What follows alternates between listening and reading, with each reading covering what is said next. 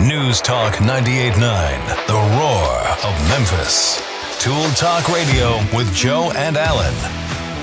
Welcome to Tool Talk Radio, coming to you from the Brown Refrigeration Studios. I'm Joe Thorderson with Thor's Hammer, Carpentry and Wood Turning. I'm Allan Gilbreth, darkhookmedia.com. And I'm Maximilian, and I've been really hitting a gold mine recently. I want to wish you all a very happy International Sword Swallowers Day. And let me guess, before I even ask, Allan, you worked as a sword swallower once, didn't you? I knew one. Yeah, I knew it. Allan has okay. And it's important to know past tense knew. I knew one. Yeah. Because they said there's only about 100 living sword swallowers in the world.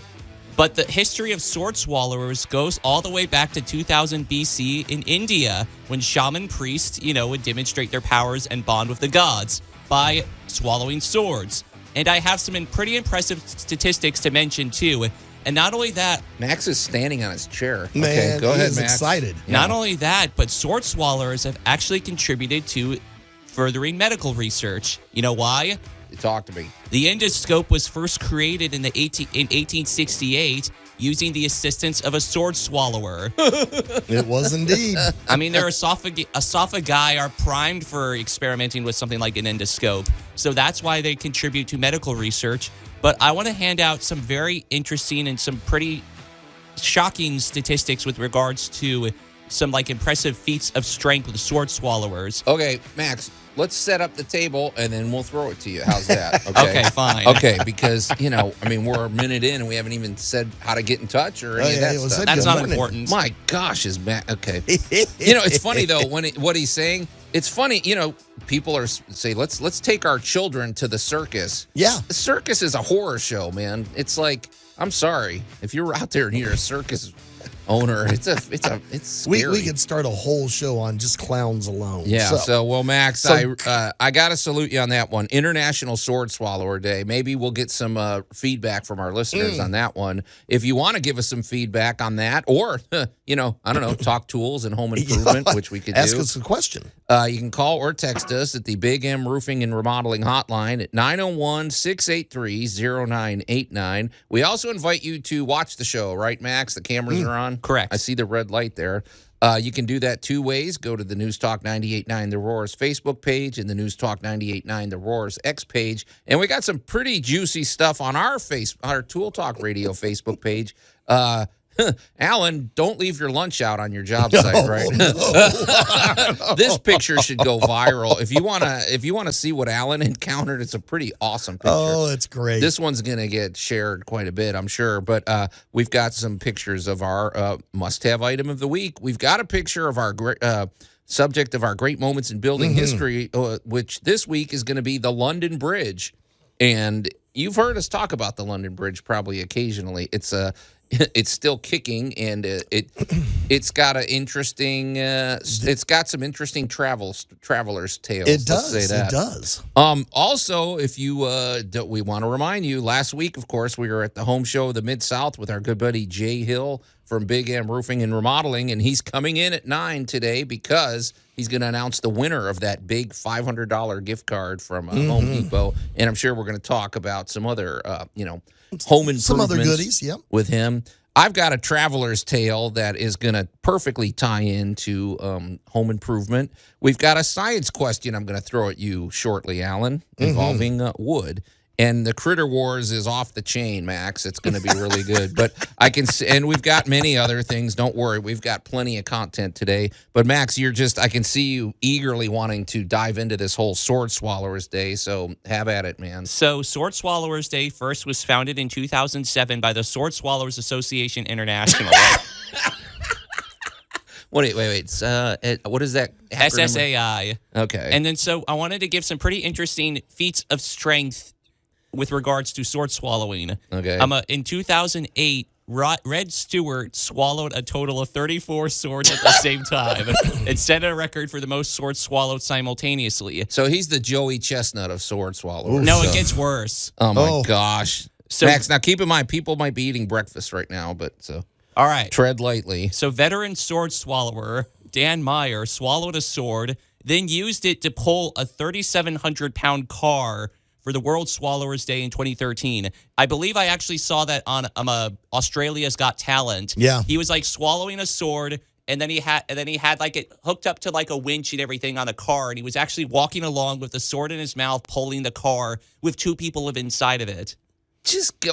Okay. Yep. All right. Can't you just go get a real job? Hey, these guys put their esophagus on the line to entertain us. How much did he get paid for that? Okay, go ahead, Max. I have no idea. Keep going. Well, I want to give you an interesting fact about where you can find the most sword swallowers. Yeah. It's Andhra Pradesh in India, and that's because the knowledge, experience, and practice of sword swallowing is passed down from father to son. And so Okay. it's a noble art. You just got to respect the art. And so, like I said, there's only about 100 living in the world because I guess it's a very select thing, and it takes about 3 to 10 years to master the art.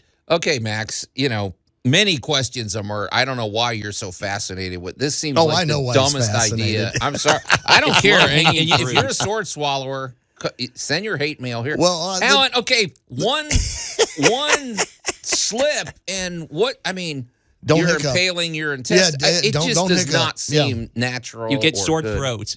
Yeah, thanks, Max. It just- And whose idea was it to, in the first place, to try that? Like, who said, India. I'm going to see how far in we can. Because Well- I've seen these. They go in a good, foot?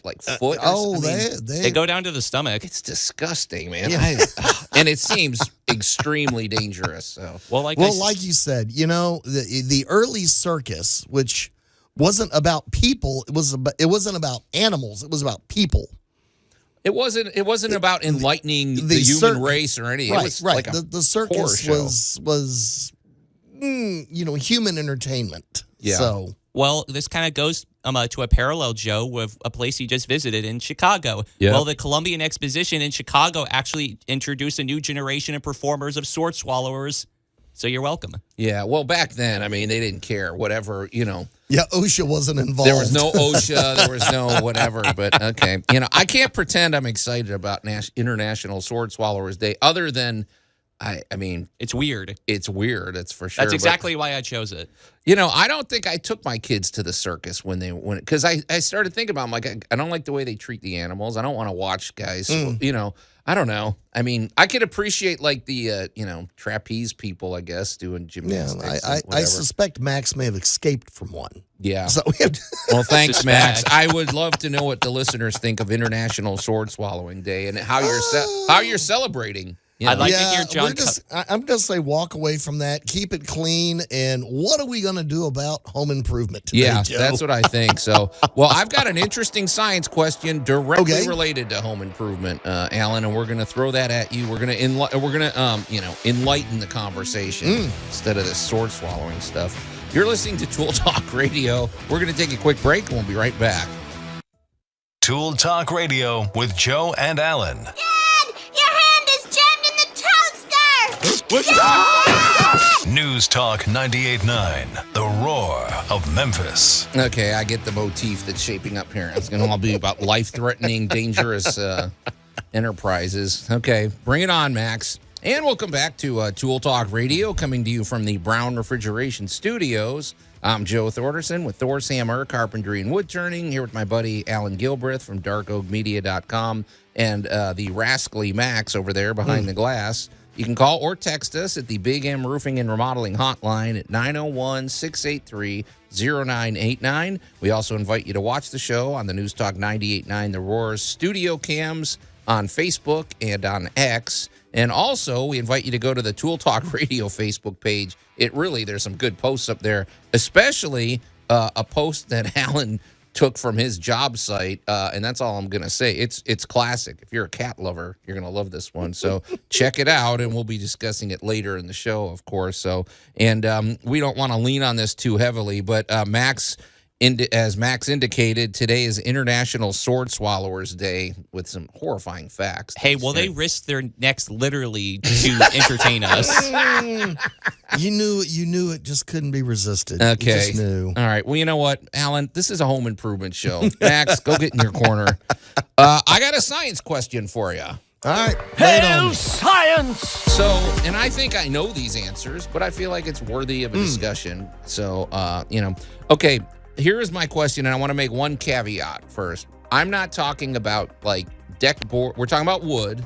Right. I'm not talking about like a fence or a deck board or something that is like, getting serious rain or something like that. But I do have a question about moisture and expansion and contraction and things like that. So, if you have wood on your home, Yes. maybe you have trim or you have some sort of wood siding or something.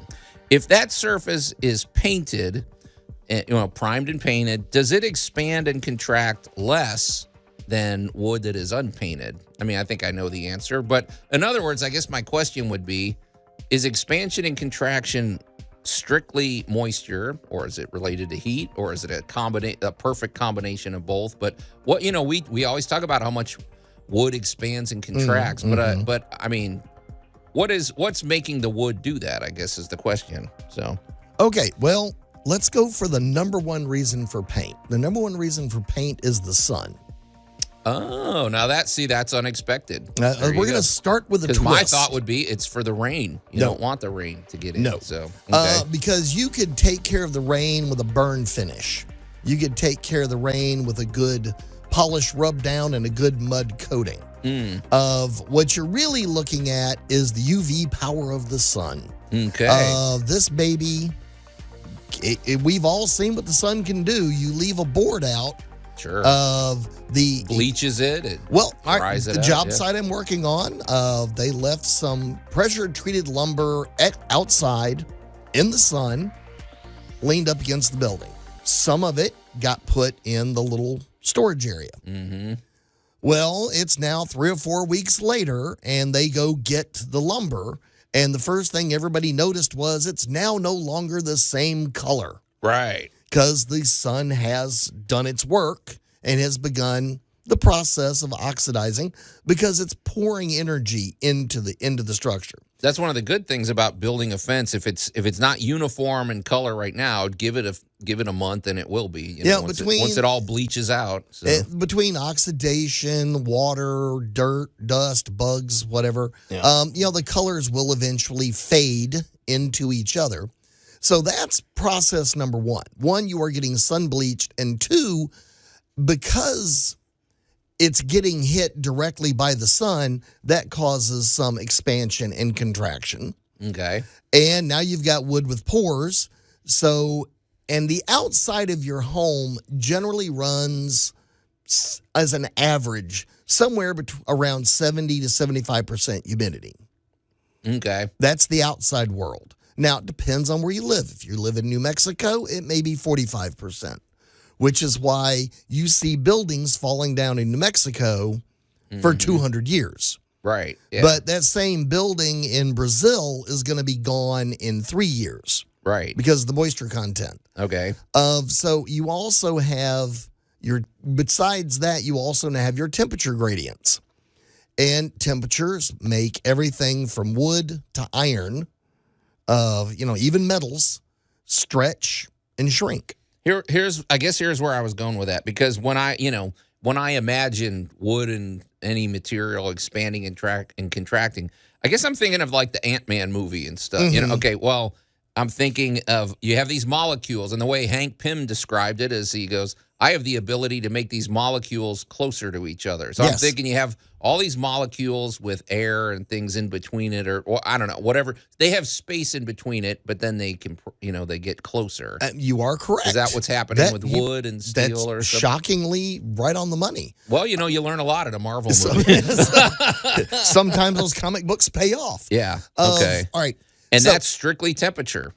Well, Or- it's D, all of the above. Everybody has an impact. So when you paint something, let's start with your favorite thing to tell people not to do, and that is paint the top of your deck. Yeah, I hate that, folks. Because what I don't even almost put a always stain on happens when you do that?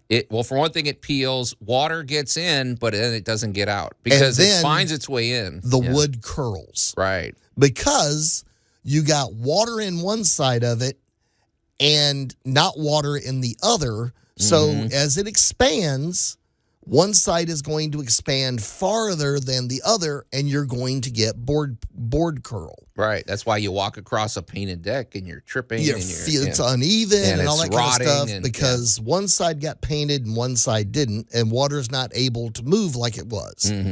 Of the same thing is happening in your house. So let's pick on a soffit.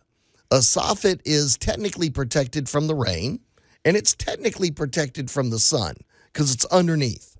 Yeah. Okay. Direct rain. Yeah. Direct. But, Yeah. I mean, it's still subject now to a different heat source, the heat from the attic. That's right. 'Cause So there's now, a lot of heat up there during the summer or during the winter, the attic is not the same temperature as the outside world. So now you are getting a temperature difference between the two.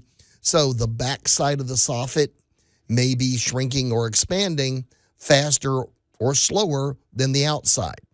And that's why you're constantly getting paint, cracking, popping, peeling, that type of thing.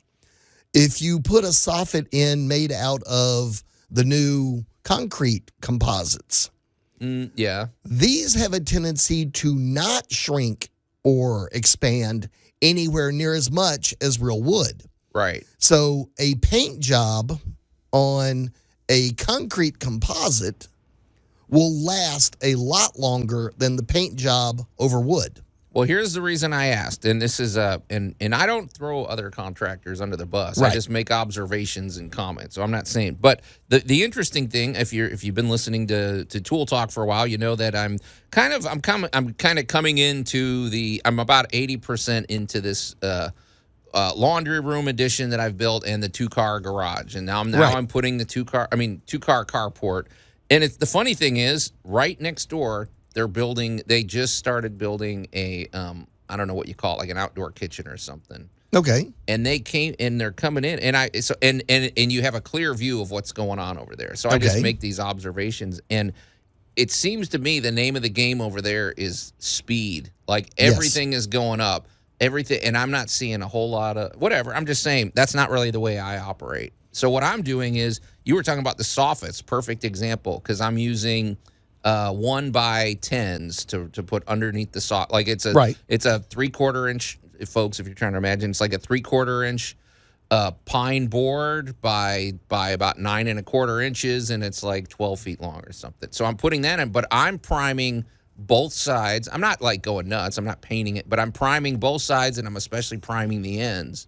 And the reason I was asking about this is because some people might say, well, it seems like overkill. And I don't think it is. You're talking about, okay, you're exposed to attic temperatures. You're exposed. And in Memphis, we have moisture. It could be dewy, and you're still getting moisture on there that sits. And I feel like by protecting the end grain and protecting that, it's going to age better. It's not going to rot. As a matter of fact, any place, if there's even the slightest chance that some caulk could fail or whatever, and water could get in, I prime that baby, Allan, and I'm not ashamed to say it. No, that's why I take longer to finish jobs than a lot of people do. So, by priming the ends especially, that's where the grain is. That's how it's designed. It's designed to capillary action water through a living tree. I always picture the end grain almost like straws. Like that's bringing the moisture up into the tree. All right, your best example of that is any damage to a pine tree. Mm-hmm. Yeah. Because what do you get? Your big old glob of rosin, right? Big old sticky, and you'll see them on the tree branches,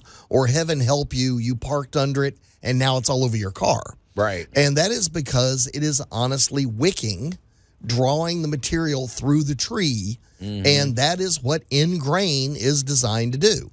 By sealing that or by obstructing that, that helps stop that action.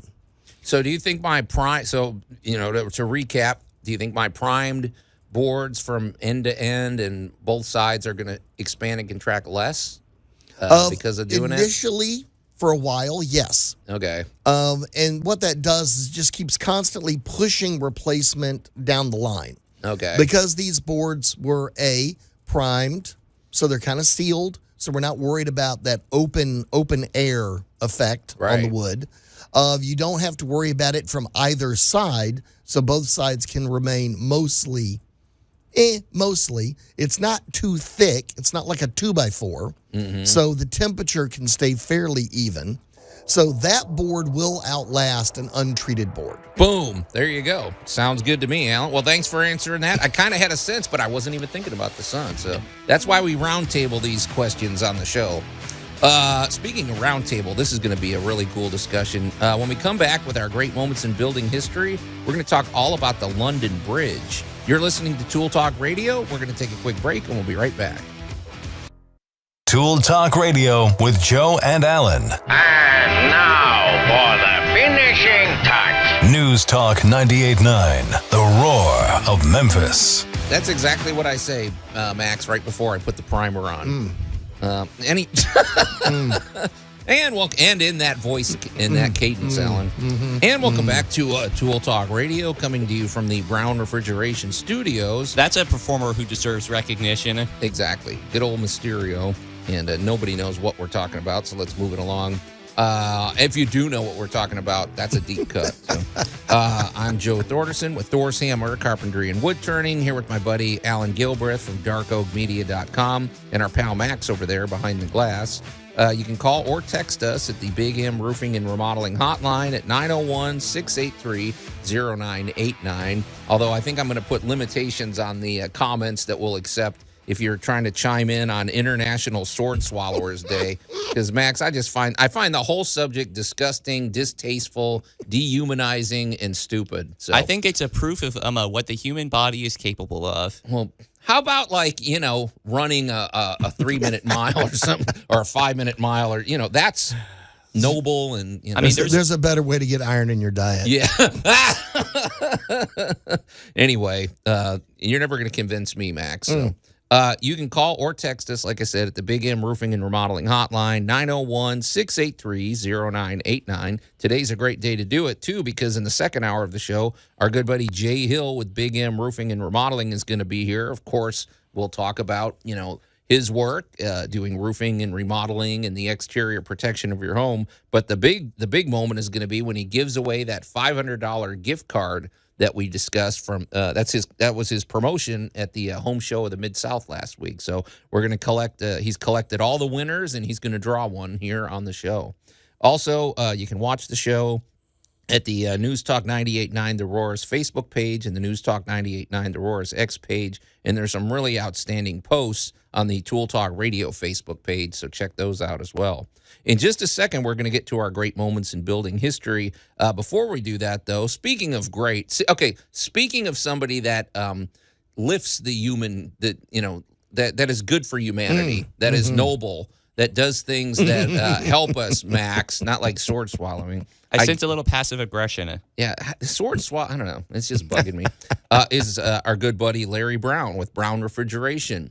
There's a need in our world, Allan. Once air conditioning became, an invention, let's face it, it's been game changing for humanity. So Larry Brown, that's what he did. He dove into the HVAC business. He's been doing it more or less his whole life, and he does it better than anybody.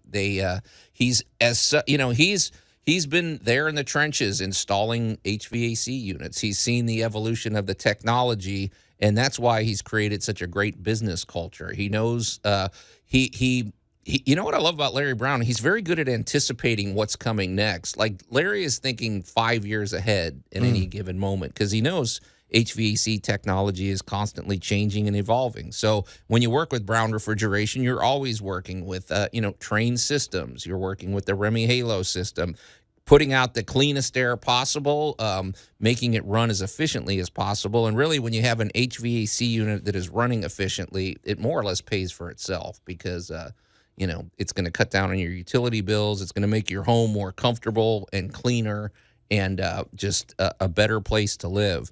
Their technicians are top-notch. They're responsive. They get the job done, and they've been around forever, and they're not going anywhere. So we love Brown Refrigeration. We encourage you to call them directly at 901-362-1881 or go to their website, brownref.com. All right, Max, let it roll, man. And now, great moments in building history. Okay, full disclosure, everybody. I was traveling. I've been in Chicago for the last 3 days. I had a travel mishap that we're going to share later in the show. I'm going to bring Jay in because, hey, Allan, one thing I will say for you and me and even Max, we take our suffering and our discomfort and the unpleasant things that happen in our life and we turn it into content for the show. Oh, we do. And I'm going to do that. I've got a perfect travel story that translates perfectly into a home improvement discussion. So, but as a result, I didn't get any preparation done. I wasn't able to study the London Bridge. So I'm going to be asking questions that maybe the average person, would ask. So you guys are going to educate me too. Would you mind if I preface this with a little bit of history? Let it roll, man. All right. So the first London Bridge, the reason I bring this up is because it traces back to an anime that I really enjoy. Perfect. I'll tell you why. Anyways, London Bridge was first created by the Romans. It was built as a wooden pontoon bridge using planks that were laid across anchored boats, which is a pretty effective. Excuse me. I think they even used sort of like a similar floating bridge. Yeah, floating bridge. I think even in World War II they used a similar method for creating temporary bridges. But where things get really interesting is a fixed wooden bridge was built in 984. But this wooden bridge was short-lived, as in 1014, Viking invaders led by King Olaf attacked the British Isles and tore the bridge down. And the reason I thought this was interesting because there's an anime I really like called Vinland Saga. And I love there's that actually one. a scene that part of the series that revolves around the wooden version of the London Bridge. So it goes back that far, huh? 2,000 years, man. Because when you see it, Alan, it looks like not recent, but it looks like it looks more modern, Well, there have been many, many iterations over 2,000 years. Now, the London... sorry. I always mispronounce. Is it the Thames River? The Thames. Because it looks like Thames. It's not the Thames, it's the Thames. Okay. It goes across which is a crucial waterway in London, right? Yes. So, okay. It's a crucial waterway throughout history. That you want to get into some crazy history, that one's great. Yeah. So the London Bridge we're actually discussing was the one that was completed in 1831, which was taking the place of the medieval London Bridge, which had managed to be there about 600 years. Wow. Is like, London Bridge is falling down and Lady Godiva and all the history. So there you go. It's, every so often, you got to replace this stuff. Now, the problem... Wait, I'm sorry. Was Lady Godiva the one that rode the horse? Yes. Okay. Yeah. All right. And yeah. She, we know that did story, she ever ride across London Bridge? No, but it made a great story. And, know. So the medieval bridge itself had to be replaced eventually. So in 1831, John Rene comes in and says, all right, I got a bridge for you. And he built a utilitarian bridge because London's growing. It's 1831. Oh, yeah. The economy is booming. Things are getting bigger. Stuff is happening. What he didn't see coming was a car. Okay. Yeah. Well, who would have? It's 1831. You're thinking of horses. And so here we go, rolling into the it's now 1905 and 1910, and instead of horses and buggies, we're rolling these heavy metal boxes across here. And shortly thereafter came the first trucks. And now I got to give him mad credit. Hold on. I'm asking the question that I wonder if listeners are. So, because I think most people are familiar with the London Bridge. It looks like you kind of come out to the bridge from either side. Then there's like these towers. Right, that's Tower Bridge.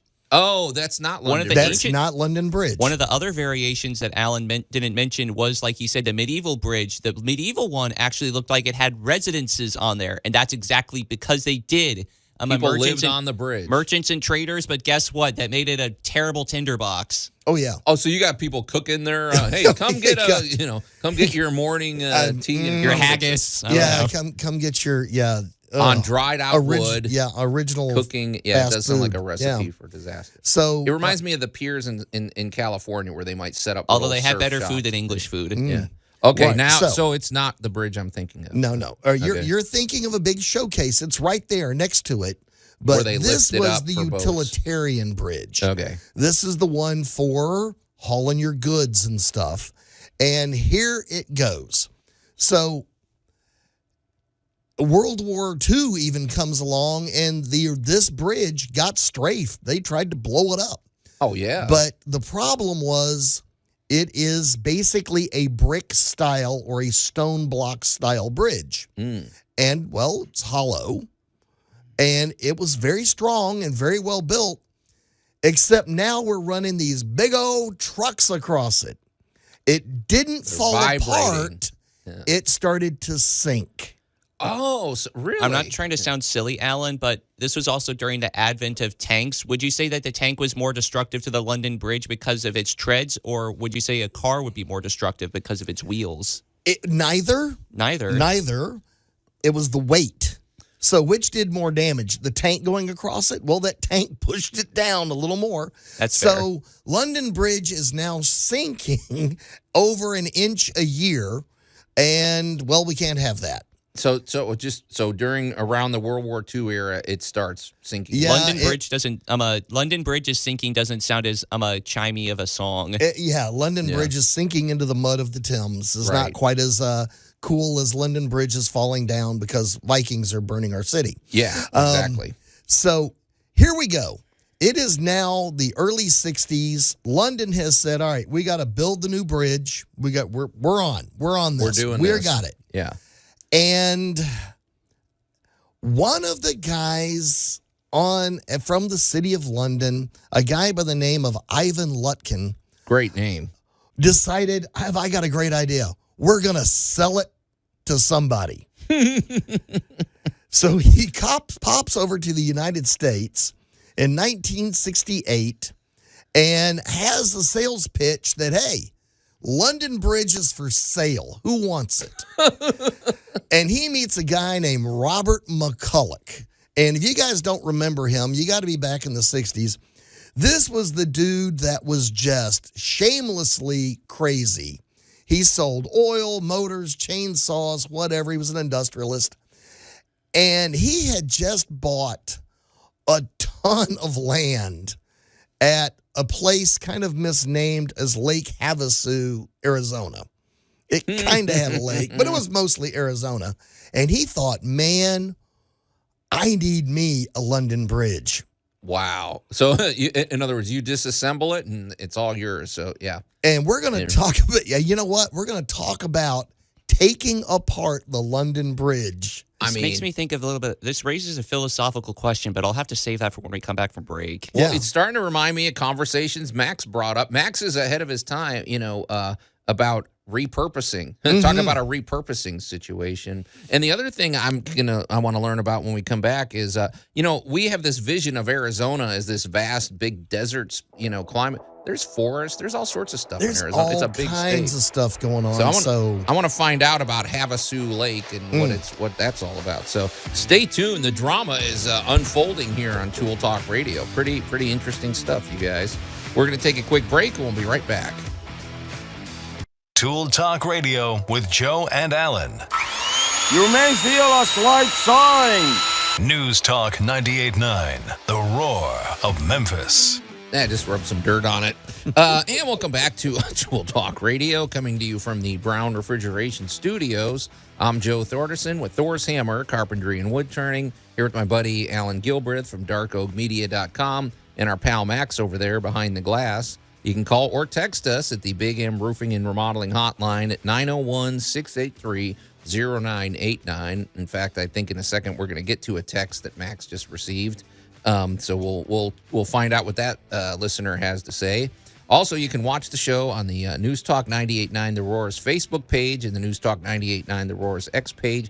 And there are some great posts. Really, we say this every week, but this week there's some great stuff up there. There is a photo up there that Allan posted that it could go viral. It's great. I mean, I got to give you, in the old days, you never took pictures of this stuff, but you did this time. Oh, and it's I've been taking pictures like a fiend, I promise you. In just a second, we're going to get back to our great moments in building history discussion, talking about the London Bridge. But, Max, what did our listener have to say? So. Well, Keith wanted to chime in. At least someone appreciates what I'm doing. They said I would think I would rather go for National Tortilla Chip Day or World Bartender Day. There you go. See, Max, why didn't you? Well, important days. Absolutely important days. If it bleeds, it leads. Yeah, instead, Max goes for International Sword Swallowers Day. So, Keith, I like your suggestions better. Although I don't know how much mileage we'll get out of a tortilla chip discussion. Oh, I will. Then it'll lead Allan into a food dude conversation. And we'll start talking queso. I'm good.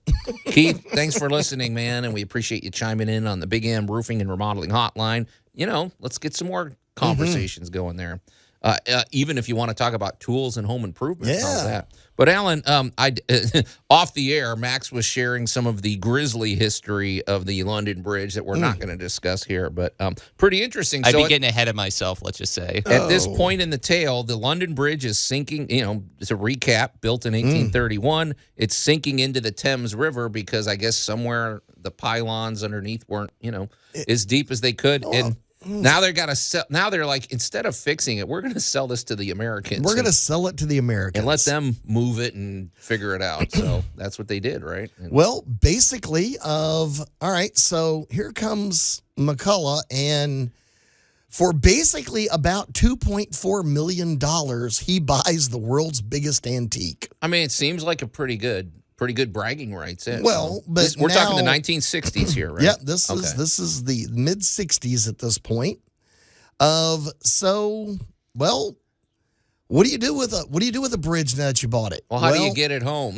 Exactly. So for the ensuing $7 million. Right. Yeah, the ground price is $2 million, but yeah. But here's what they did, and here's why I love London Bridge when it comes to Tool Talk Radio. Okay. When you are looking at a big project like this, there are several ways of thinking of it. Is, Lord, that's too big, I'll never get it done. Or two, I can do anything if I really want it bad enough. I like that attitude. And so here we go. What happened was the crew identified each individual stone block.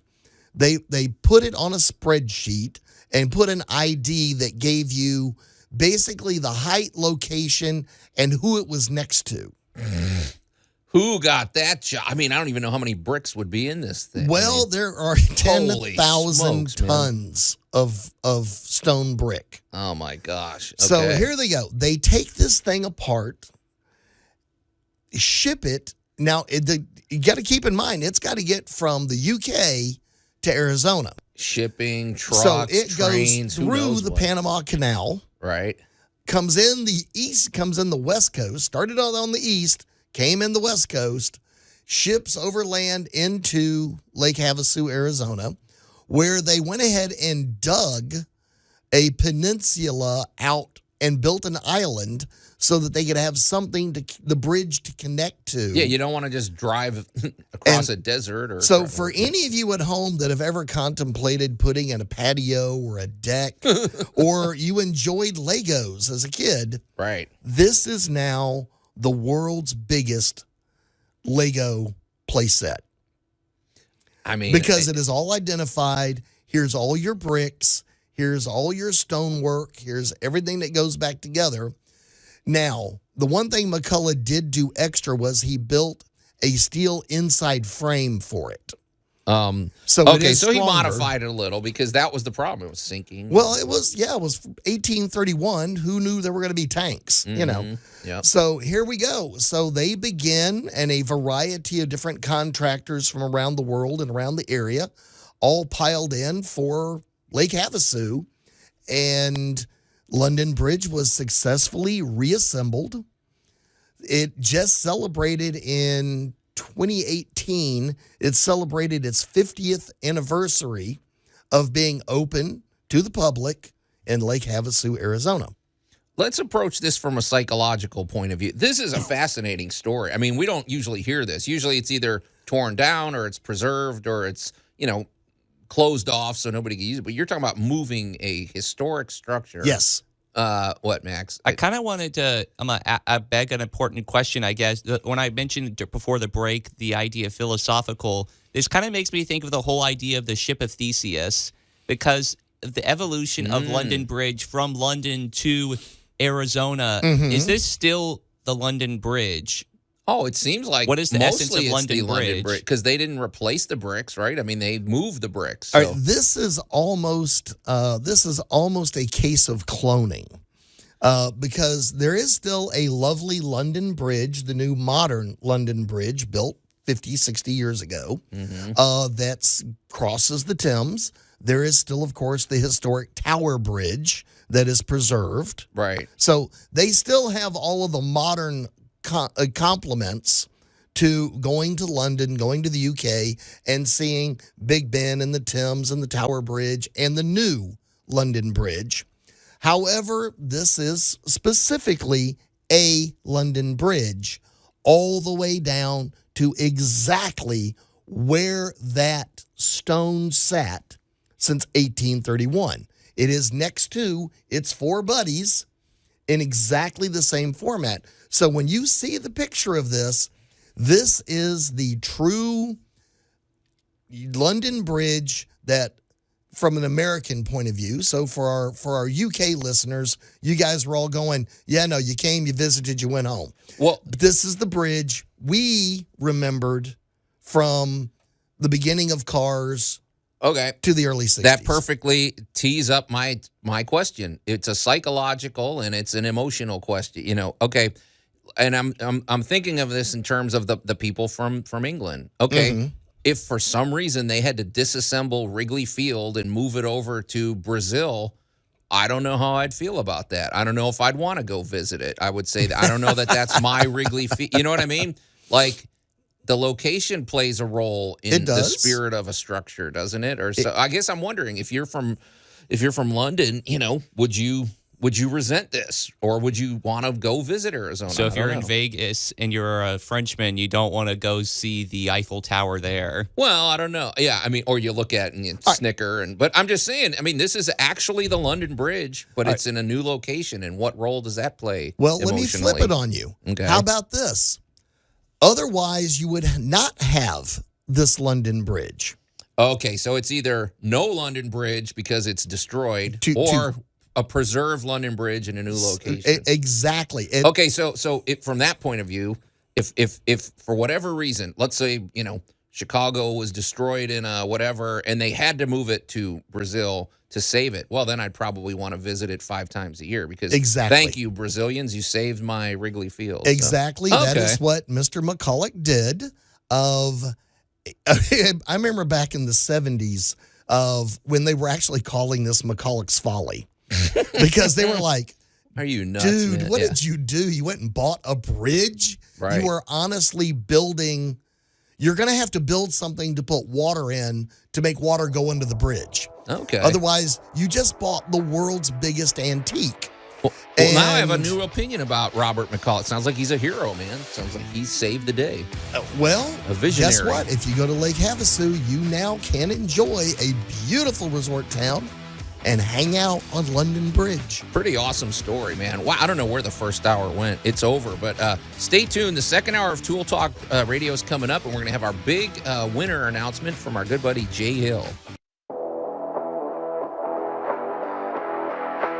News Talk 98.9, the roar of Memphis. Tool Talk Radio with Joe and Allan.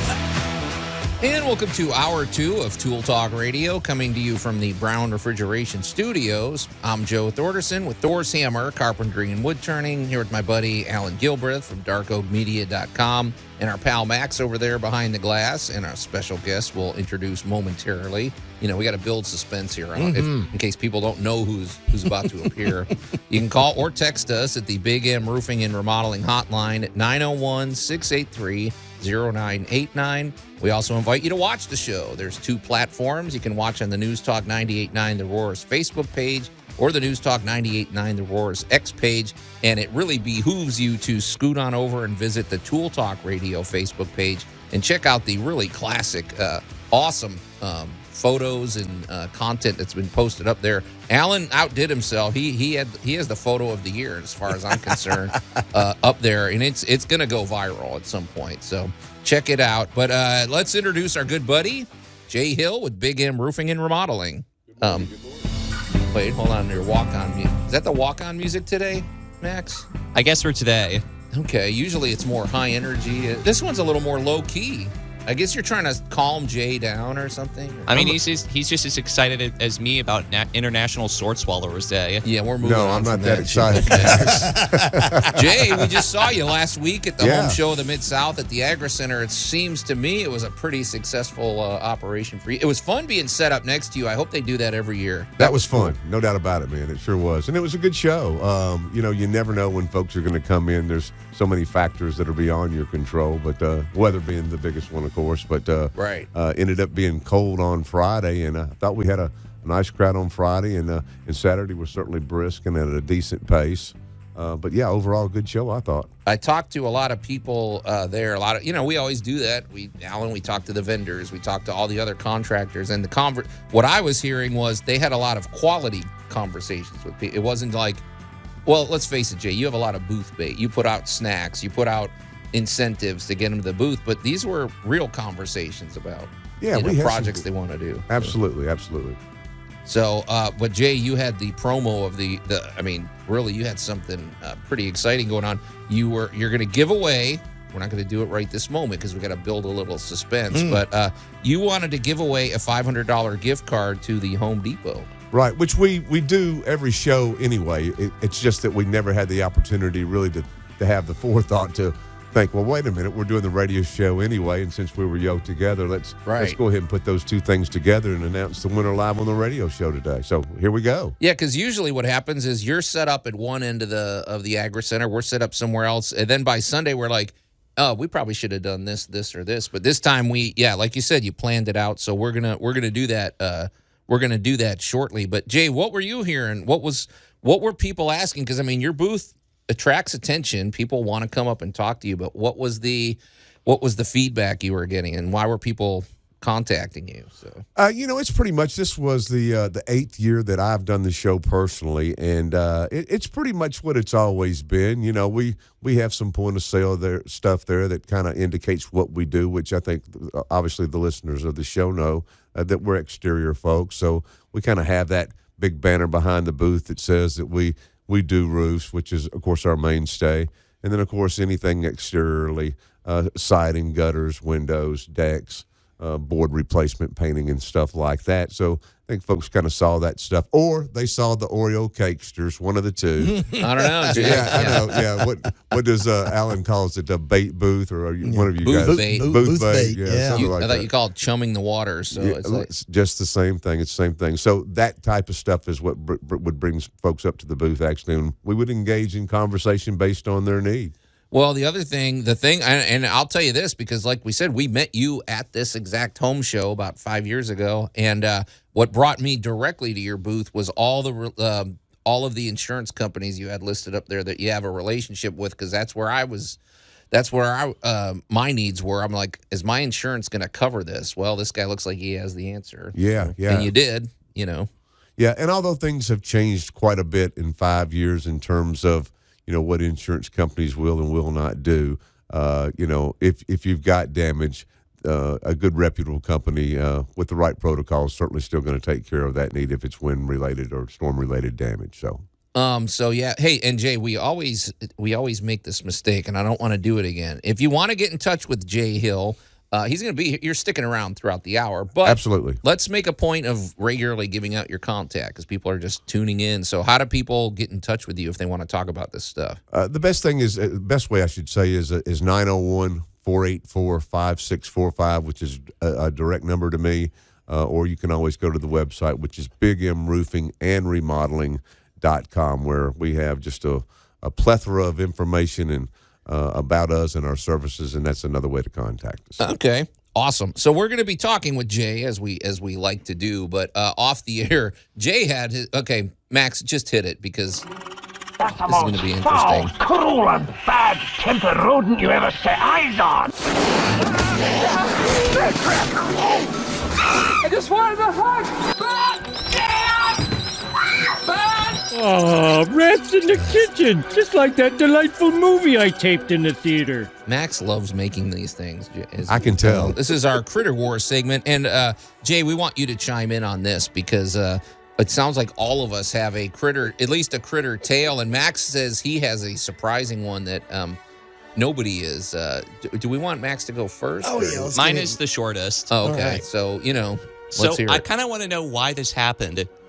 So I was brushing my teeth early in the morning about Thursday, and the water's draining really slow, and for some reason, after it's done draining, I start to hear this sound, and then all of a sudden, a few seconds or a minute later, I see a roach crawling out of the sink drain. I have no idea how this happened, and so I get a cup to try to contain it, and guess what?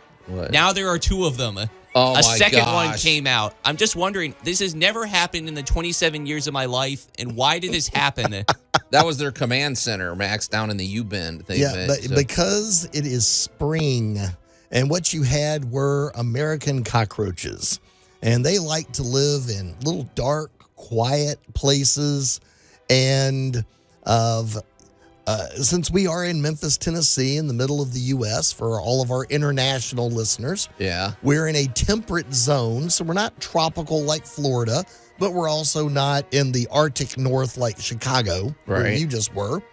And this time of year, the little guys are trying to find new homes, and you disturbed them. How is this a good home if it's constantly getting filled with water? Well, it's not constantly getting filled with water. Okay, are you that's home fair. now?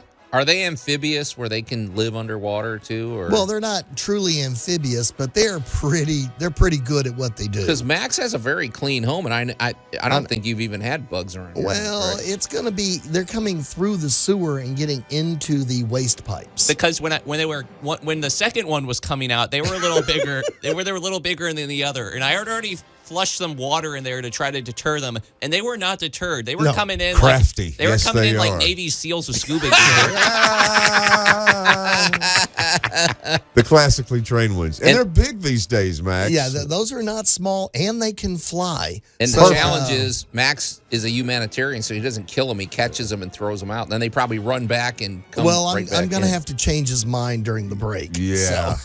No, you're never going to change Max's There are mind. no catch and release with roaches at our place. You'd be surprised I when one flushed him runs down the through his toilet. bed. That was my solution. Yeah. Okay. So you put them right down the drain. They went about 4 feet and said, "Okay, we're coming back up." No, I sent him down another pipe. It's almost like being at the water slide park for them, Max. I mean, they don't care. Well, it's like the old itsy bitsy spider, because the little spider in your sink just goes into the little overflow and waits for you to go away. Laughing all the way, exactly. So, all right, well, we're going to continue the battle because it is one. So, you're listening to Tool Talk Radio. We're going to take a quick break, and we'll be right back.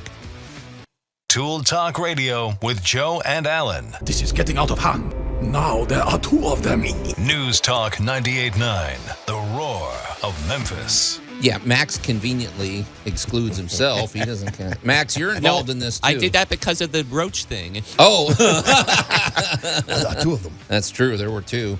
And welcome back to Tool Talk. The rule of two, Max. And welcome back to Tool Talk Radio, coming to you from the Brown Refrigeration Studios. I'm Joe Thorderson with Thor's Hammer, Carpentry and Wood Turning, here with my buddy Allan Gilbreth from darkoakmedia.com and our pal Max over there behind the glass. And in the house, the man himself, Jay Hill with Big M Roofing and Remodeling. It's a perfect day, in fact, to get in touch with us through the Big M Roofing and Remodeling hotline. You can call or text us at 901-683-0989, especially if you were at the home show last week and maybe you got into some conversations, because, Jay, you're doing a lot of follow-up this week. I know that. Yeah, that's what we've been doing.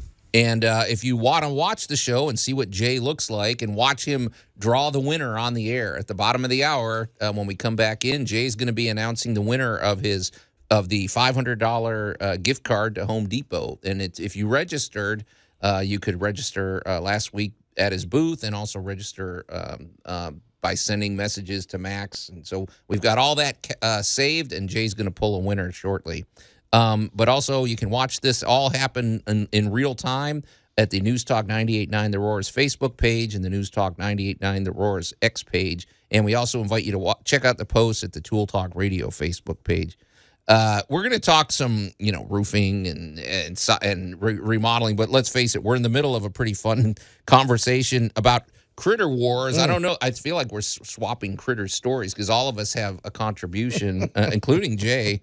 But let's kind of throw it to Allan. And keep in mind, Allan, we have stories too to tell. So but you had a pretty good encounter. Mine are. I had 2 of them this week. Okay. So now there are 2 of them. Yes. Yeah. The first one, there is a picture up on the website, of course, is kind of the when you get on some of these work sites, the neighborhood kind of gets involved sometimes. So the wildlife. Well, in this particular case, the first case was not wildlife. It is somebody's cat. That's wildlife. It comes and hangs out and hangs around. He doesn't get in the way. He's very well mannered for a cat, I suppose. But we had lunch and we had a popular fast food, hamburgers. And the little dude didn't bother anybody while they were eating. But when they got done, we hadn't cleaned up yet. Everybody just, had lunch, just kind of chilling for a minute. And the little dude walks over and notices that there's cheese still in the bottom of the little box. Okay. And man, it is like no hesitation, with complete practice ease. The head goes in the box, gets the cheese, and however he needs to get to the cheese, and it's pretty funny. And then when he's done, he expertly extracts his head from the box and moves to the next one. Yeah, That's so funny. And we are absolutely rolling.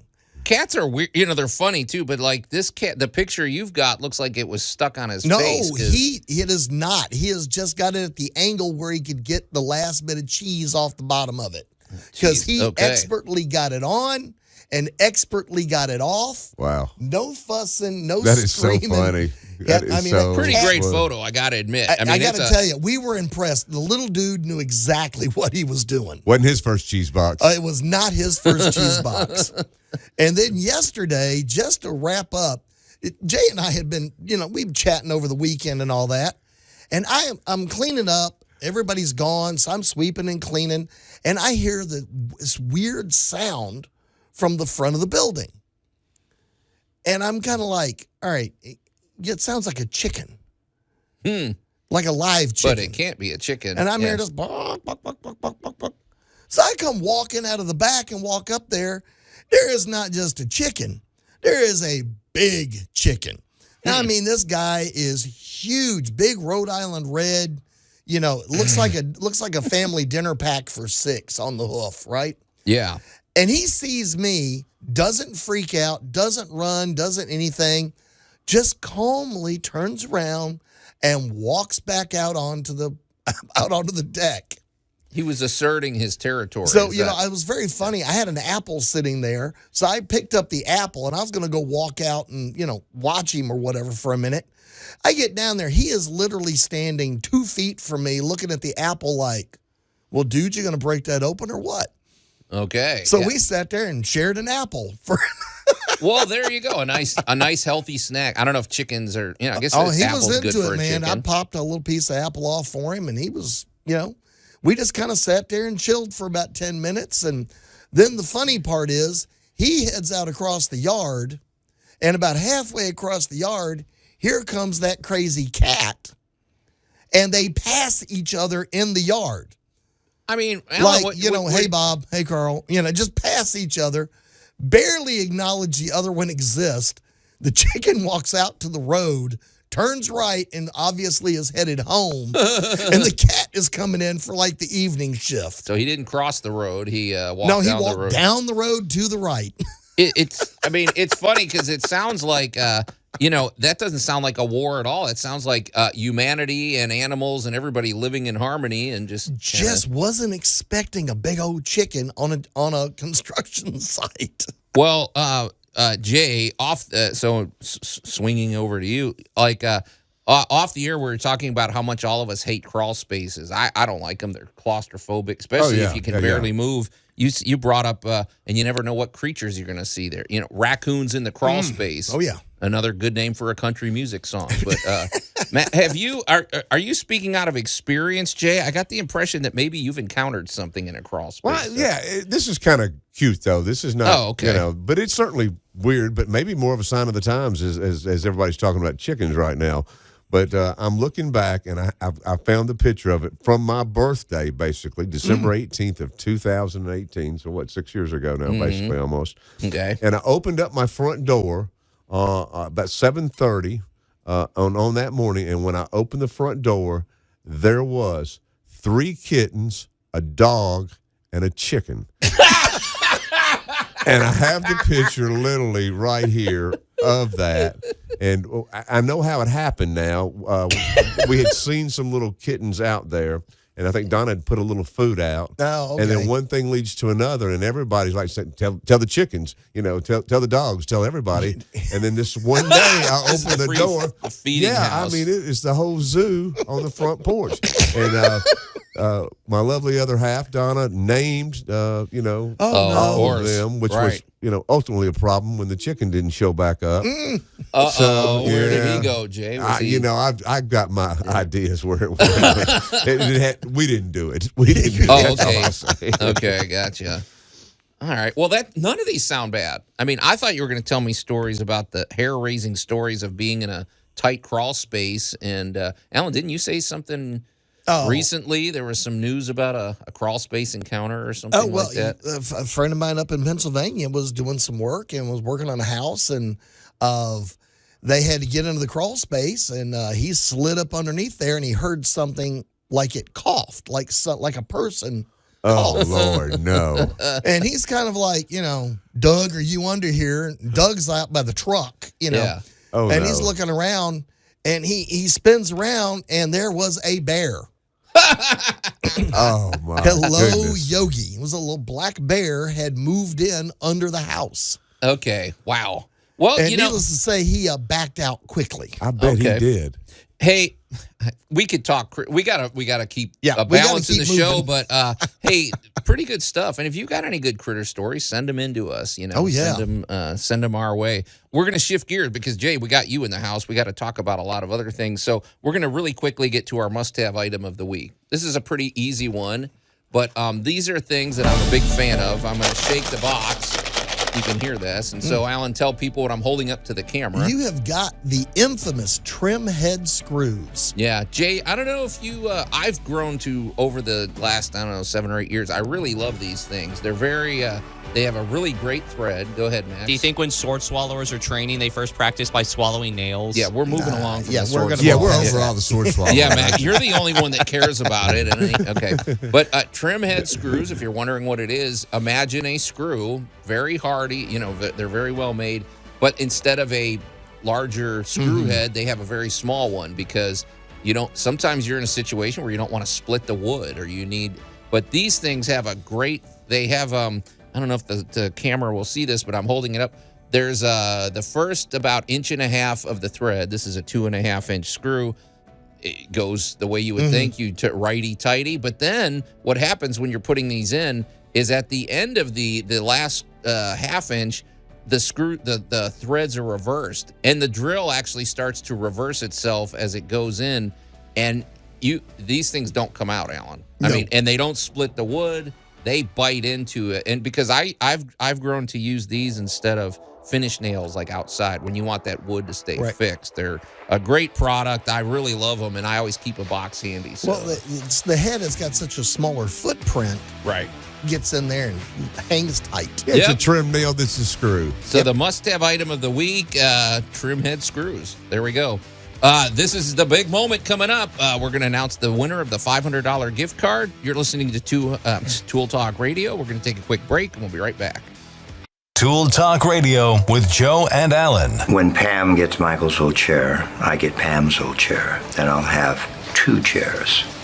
Only one to go. News Talk 98.9, the roar of Memphis. A theme is approaching it, too. Yeah. Yeah, and when This episode is brought to you by the number 2. There we go. And when Creed gets a hold of that third chair, then the takeover begins. So, anyway, welcome back to Tool Talk Radio, coming to you from the Brown Refrigeration Studios. I'm Joe Thorderson with Thor's Hammer, Carpentry and Wood Turning. Here with my buddy Allan Gilbreth from darkoakmedia.com, our pal Max behind the glass, and the befuddled Jay Hill, who I'm sure did not understand whatever that reference was we were talking about. Absolutely not. Okay, and he makes no apology for it. He's busy focusing on fixing your problems at the exterior protection of your home. He doesn't care about what Creed or Pam are talking about, right, Jay? Don't even know who they are. Exactly. So you can call or text us. This is a great time to do it if you want to talk to Jay or ask Jay a question, or send a text or a phone call. The Big M Roofing and Remodeling Hotline at 901-683-0989. We also invite you to watch the show, especially because in just a second we have a big moment coming up at the News Talk 98.9 The Roar's Facebook page and the News Talk 98.9 The Roar's X page, and check out the fun posts we've made at the Tool Talk Radio Facebook page. Well, Jay, the moment is here. If you're just tuning in, we want to remind you, Jay had a big contest going. We had quite a number of people that entered, right? Yeah, it was a pretty big deal. Yeah, about 175. Okay, holy smokes! I had no idea it was that many. So you're about to announce the winner of the $500 Home Depot gift card. So Max, do we have any appropriate? There, that's it. Here. Okay. I got to humble Jay a little bit. Okay, what do we got? I don't know if, I guess we can give last names. They entered the contest. So yeah. Okay. The winner is, there's actually 2 names here. It's a Jeremy and Joanne. It looks like House, House, appropriate. Very appropriate. They're at 3209 Whitehorn Cove in Bartlett. Yeah. They'll be reading their name. Yeah, okay. Anyway. Yeah. They're the give their winners, social security number, too, Jay. My bad. The Houses have won the $500 gift card. All right, the House. What a great name. So I've known a few people with the last name House, and they were always very commanding and. I mean, there's that show called House. Charge people. So, all right. Well, congratulations, Houses. That's great. So, Jay, are you going to coordinate how to get it to them? Absolutely. There it is right there. Yeah, I will contact the Houses and let them know the good news. So their house would be called the House. Well, Mr. and Mrs. House, we would love it also if you would follow up with us, and I'd love to know what they spent the $500 on. Like, is this who's going to have the most say? Is Mr. House getting a bunch of tools, or is she getting a bunch of landscaping? Well, that's a great question. I'd love to know where this winds up. I do notice from their entry they've got some interest in doing some things around their house, so I'm sure that will come in handy. All right. Well, congratulations, Mr. or Mrs. House, and Jay, that's pretty generous of you, man. $500. That's nothing to sneeze at, man. No. And everybody can use a Home Depot gift card. Who could? Let's face it. We're there Just spend all the the afternoon, or really 20 minutes if you're me. Okay, so Jay's going to get, he's got your information. He's going to get to you, and congratulations. And that's the way things roll with Big M Roofing and Remodeling. You give things away, including your wisdom and your knowledge, and, we all benefit, my friend. Well, thank you. Appreciate it. It's always been a pleasure being on this show. This show's been extremely good to Big M Roofing, and we appreciate everything that you guys do. Well, we're having a lot of fun. And, Jay, I'm glad you're here because I had a little anecdote, and I think this perfectly translates into a home improvement discussion, and I bet it's things you've had to discuss in the past. So let me set this up, and we're going to kind of roundtable this. So as I mentioned, I was in Chicago for a few days, and the weather was great. It was a good trip. I had a lot of fun. However, right on the way home, I had a little travel mishap. Last night, my flight was supposed to leave at 8:30, and I was going to get home at 10:20 or something. That's pretty reasonable. I can get some sleep sleep and get ready for the show. Well, Jay, so this has never happened. The captain gets on the line or the speaker system, and he says, "Well, folks, we're very sorry for the delay. Our system when they fired it up, I guess it showed some error codes, Allan. I guess like you'd see on a computer, right?" Mm-hmm. He goes, "So the best way to deal with this, generally, this is a very quick fix. We're going to turn the plane off for 5 minutes and let it reboot. You ever heard of that? No. Like a computer, they're rebooting the plane." So they said, it's going to get dark in here or whatever. And this was a very polite group of passengers. So there wasn't and then so they turn everything off. And so it's not pitch black because lights are coming in, But it was it was weird. You know how planes have that loud? It's never quiet on an airplane. So it is like dead silent in this plane. And I was texting Allan in real time, you and Brandon, about the adventure because I'm like, I hope I can get home for this, for tomorrow. And then I said, would it be in bad taste for me to play some ghost sounds right now over my phone? Oh, my. That would have been the icing on the cake. Freak everybody out. Anyway, the long and short of it was, Jay, that didn't fix it.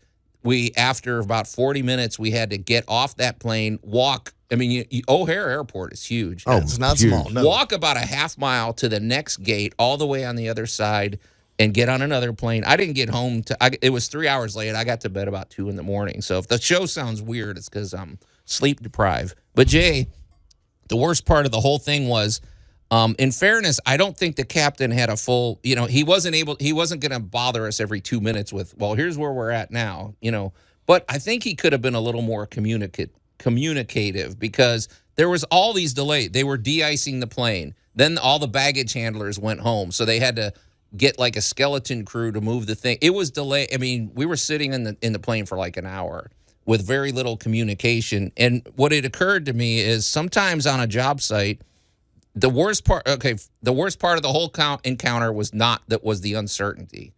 And Jay, I'm sure you've encountered this on a project. You have to deliver bad news to a homeowner. Maybe you're saying, this ridge cap vent that we need, it's going to be a 2-week delay because for whatever reason it's out of stock or something. If I'm a homeowner, I want to just peel the Band-Aid off. Just give me the level with me. Yeah. Give me the bad news, and I feel like that eliminates a lot of drama because that long drawn out. I feel like that's where a lot of contractors go wrong is not communicating. Yeah, I couldn't agree any more with you. I mean, we see that type of stuff all the time. And I'm sure it happens with the guys that do a lot of the inside stuff too. But, sometimes some people will call and say, hey, look, I've got this little small repair on a roof, for instance. I just see there's a few shingles missing, and that's what we need to replace. That's what the homeowner thinks.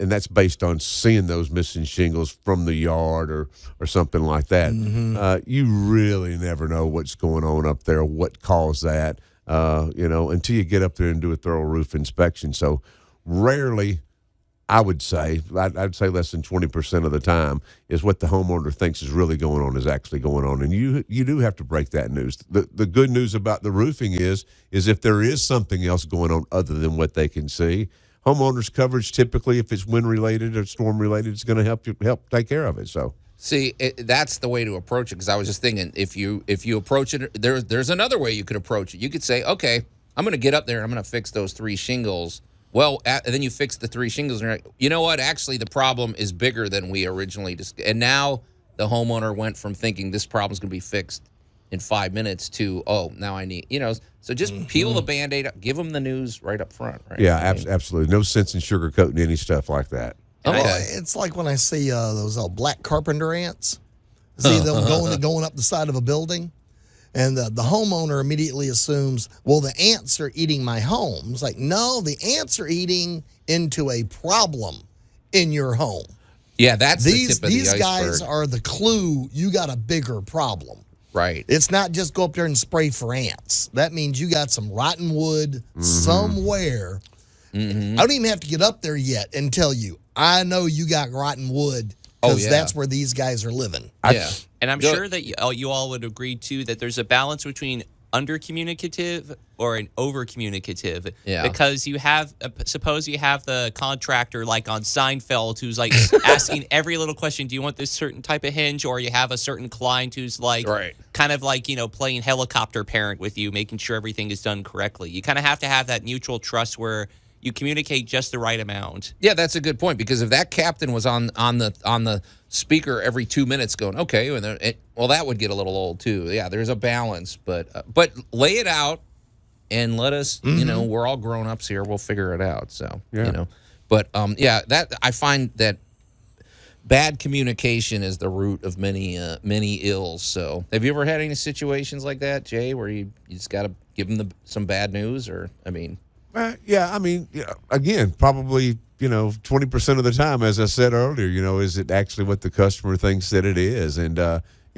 typically the news we have to deliver is not super, super bad news, but most of the time, inherently, I think even a customer says, hey, I don't really know what's going on. That's why we touch base with the company anyway and wanted to see what's really going on. And there's so many ways to handle a project anymore. So we just try to give folks options.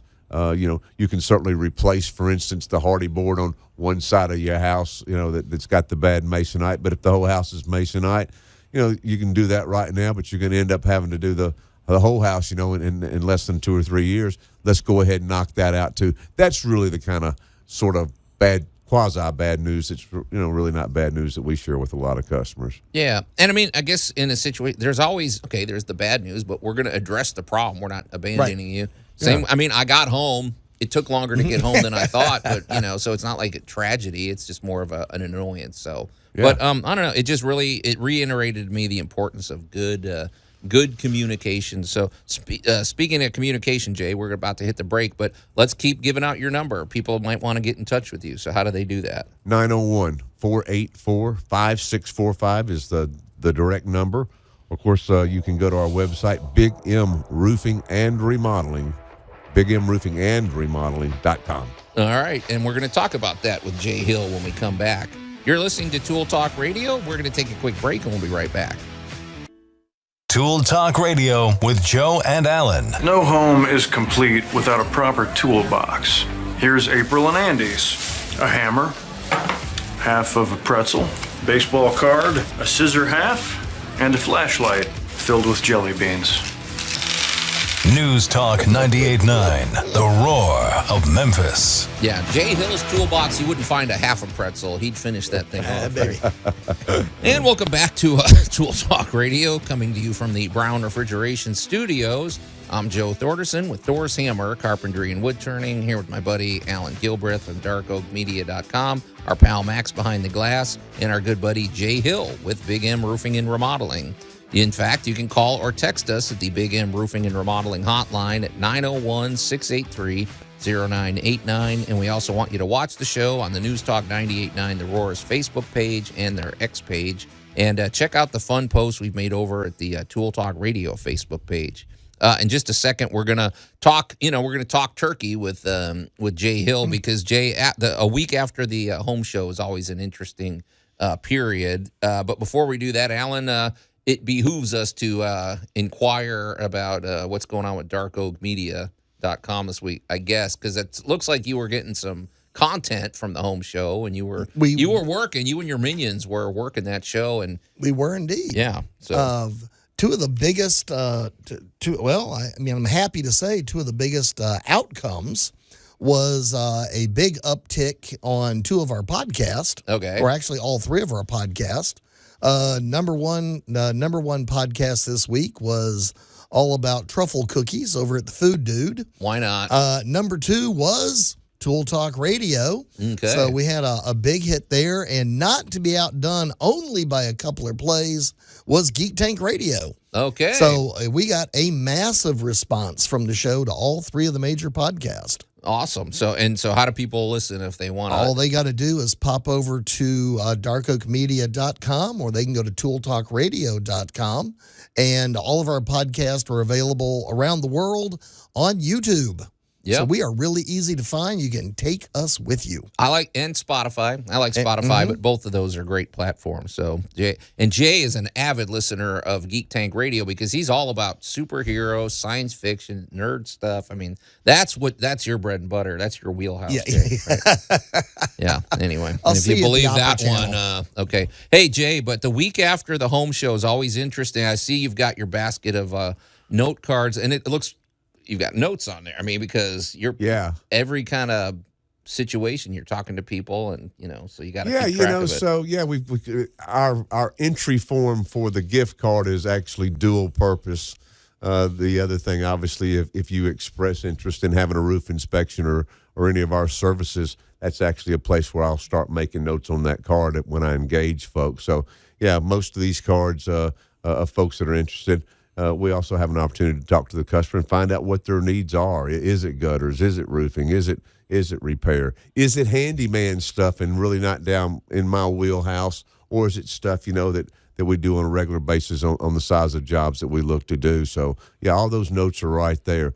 And it's amazing how, especially at the home show, how far away, as we were talking earlier, that people will come from to that home show. I mean, I've got some that are as much as 100 miles away, and I'm like, you've got to really make a decision. Can you help these folks effectively, or are you better off referring to them to, somebody locally if they've got somebody available? Yeah, that's true. I met a couple from Missouri. I'm like, whoa, you drove here for that? That's interesting. But Jay, what is the need? Like, what do I'm guessing every show's different. Sometimes you might get a ton of roofs, or you get siding, or what's the big surprise? Roofing's always number one because that's in our name. We are Big M Roofing. Yes, there's the remodeling aspect of what we do, but we really started doing all those things based on insurance claims and the fact that rarely when you did an insurance job was it just the roof. There was always, or at least 50-60% of the time, there was another trade that went with that, and that's typically gutters, windows, fencing, anything that could be destroyed with wind or a tree falling or something like that.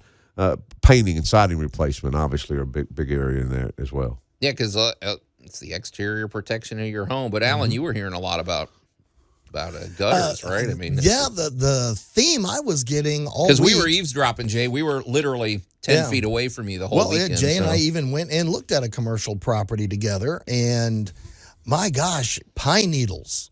Those are insidious, the worst. Man. Yeah. They will pack your gutters, and especially this time of year when we're getting so much rain. Yes. And there's still the potential for winter weather. But the pine needles and leaves packing in those poor gutters creates backflow, can damage your soffits to the edge of your house, can create the ice dams, which pushes the if I get this right, Jay, pushes the water and ice back up under the shingles. Sure does. Just the sheer weight of that water freezing with the full reservoir of in your actual gutter channels. That's a lot of weight, and if that doesn't get down those downspouts and away from the building, and it should get cold. Here you go, man. I mean, that the weight of that water absolutely can triple, quadruple, and next thing you know, they're coming off the building. Down they come. It's sort of amazing too, because it's interesting that there's ways to keep them on the building, but yeah, when you take when you try to lift up a full gutter full of ice, I mean it's heavy. That thing will, Yeah, and I'll say this: every home, every business doesn't need top-notch, top quality, and in some cases don't even need any type of coverage over the top of those gutters. Some don't. It's all about where you are and what's around you. So, as Allan's talking about, this particular place that we were looking at, it's just surrounded in pine trees, and it's 3 stories high. Right. I mean, you've got to put something there to keep that off, or you're going to have trouble, and you're going to have it quick. Yeah, gutters are, there's no one size fits all. No, and that's a great point, because we talk about this quite a bit, and Allan, you chime in as well. But, what we are finding is 20, 25 years ago, there really wasn't anything available but 4-inch gutters. That's kind of what we knew. And then as designs of homes have changed and the pitches of these roof lines have gotten steeper, what we find is there's just no way a 4-inch gutter can handle the amount of rainwater that will come down those pitches. So now we have 5- and 6-inch gutters, and they're just able to handle a lot more water than the old 4-inch are. I think gutters look better today too. I mean, they're actually kind of decorative. Well, the big thing about them is that they're seamless now. If you do business with the right folks, I mean, we literally have the ability to cut a 300-foot section of gutter without a seam in it at all. I mean, 300 feet. I didn't know you could make them that long. You could, but I mean, you're not going to find many 300 sections, obviously, because you're going to be cutting downspouts in. But literally, these are formed right on the property, and they're aluminum and not galvanized, which is a huge, huge benefit.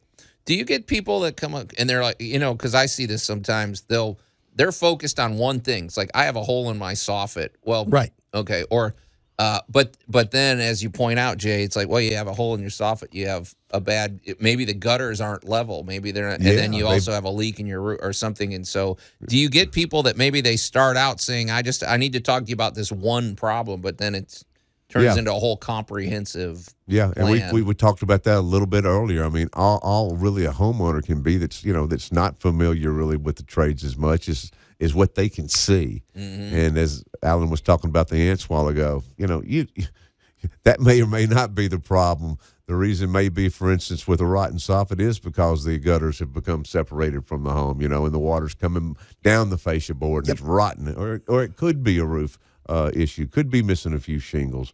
You just never know. There's always these weird, so that's something to pay attention to. If you see carpenter ants, if you see mold somewhere, if you see a weird stain running down the side of your house, like why is there this sappy, dirty, rusty, all of those could play a role. Unusual bumps starting to come up under the paint because that can be different kinds of fungus actually growing if there's any penetration to that paint growing underneath there. Yeah.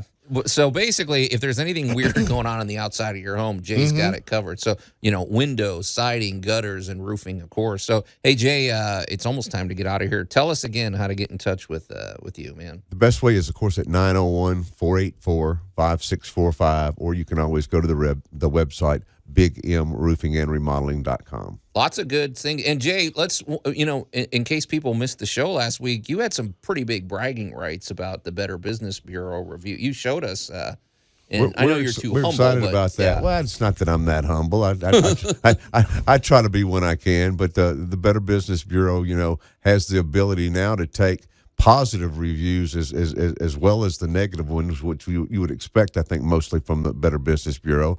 And we're proud of the fact that we've never had less than a 5-star review with the Better Business Bureau. Yeah, good luck doing that, man. That's pretty impressive. That's awesome. You had the printout. So when you talk to Jay, he has all his credentials. He's got all his bona fides. Is that what it is, Allan? So transparency, man. Especially when you're working on the outside of your home, and especially on the roof. You don't want anybody. This is a very important feature of your home. Well, Jay, congratulations to the house family on the big win. Congratulations to them for sure. And thanks for dropping in, my friend. And we'll be visiting again soon, but not now because the show's over. We're out of time, Allan. It is. So on behalf of my buddy Allan Gilbreth and our pal Max over there behind the glass and our good buddy Jay Hill, I'm Joe Thorderson. Thanks for listening to Tool Talk Radio, and we'll see you next week. And go swallow some swords.